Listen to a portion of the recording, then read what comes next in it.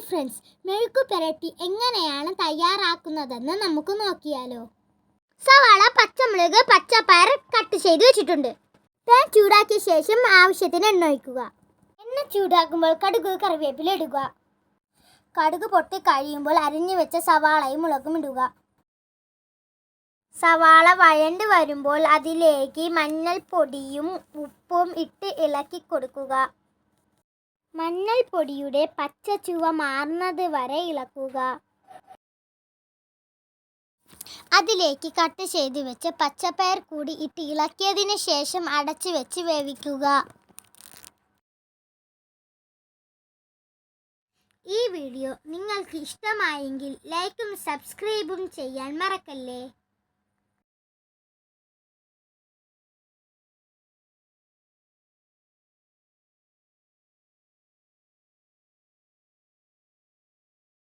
അടിയിൽ പിടിക്കാതെ ഇടവിട്ട് ഇളക്കി കൊടുക്കുക.